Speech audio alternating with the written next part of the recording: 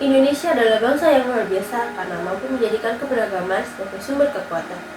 Di negeri ini, perbedaan budaya, adat, suku, dan bahasa tidak memecah, justru memperkaya cara kita hidup dan melihat dunia. Setiap daerah membawa warna unik yang ketika disatukan menjadi identitas Indonesia yang kokoh dan berkarakter. Meski kita berasal dari latar belakang yang berbeda, kita tetap berdiri di bawah satu tujuan dan satu tanah air yang membuat Indonesia istimewa. Kemampuan menjadikan perbedaan sebagai perekat, bukan sebagai jarak. Persatuan dalam keberagaman bukan hanya semboyan, melainkan kenyataan yang hidup dan terbukti membuat bangsa ini kuat dan tangguh dan juga terus maju. Keberagaman bukan hanya warna budaya, tapi pondasi bagi bangsa kita untuk berdiri kokoh dan berkembang hingga hari ini.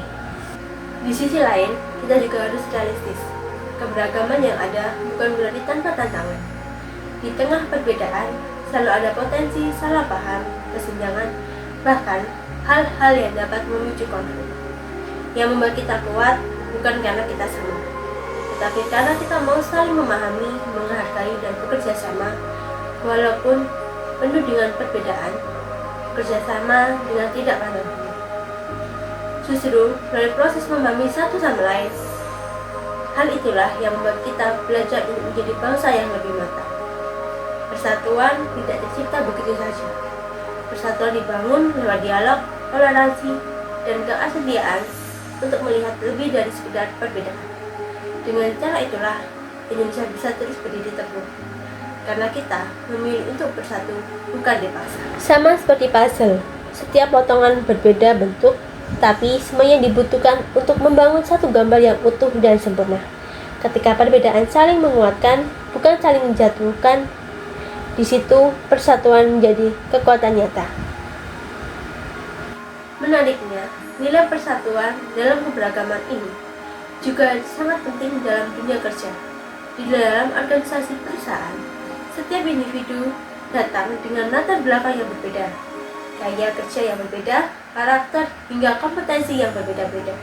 Perbedaan itulah yang menjadi kekuatan besar jika diarahkan dengan baik, tetapi juga menjadi penghambat jika dibiarkan tanpa koordinasi yang jelas.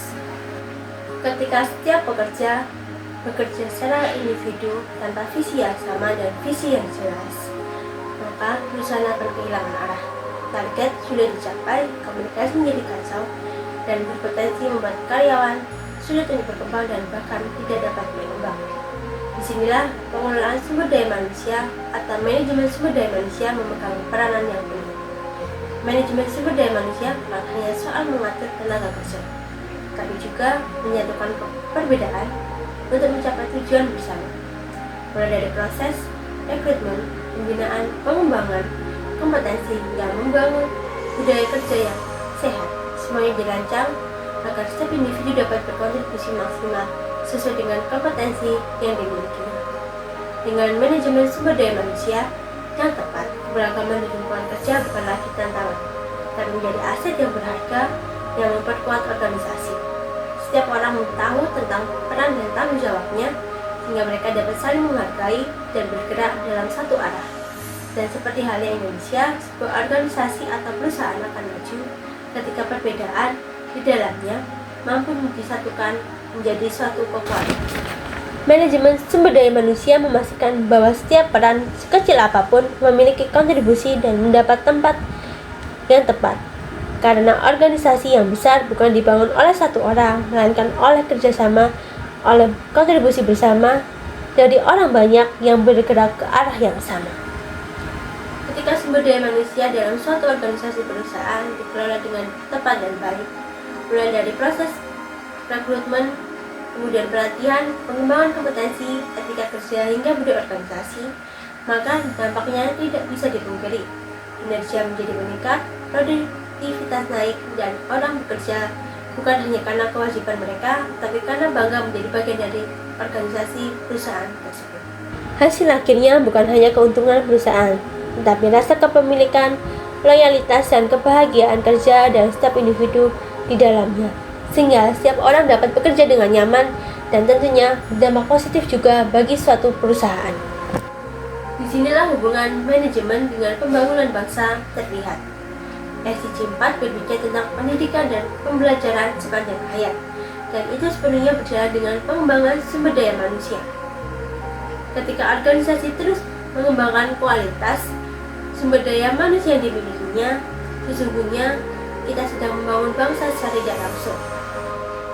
Bela negara bukan hanya berkaitan dengan fisik ataupun perang dan senjata, tetapi di zaman sekarang bela negara berarti memberikan kontribusi terbaik melalui apa yang dimiliki dalam hal profesi, kompetensi, ataupun karakter yang dimiliki.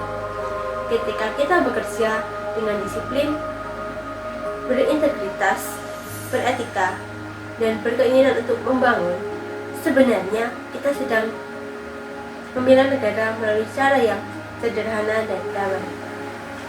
Jadi, keberhasilan suatu organisasi bukan hanya soal profit ataupun jabatan, namun lebih dari itu.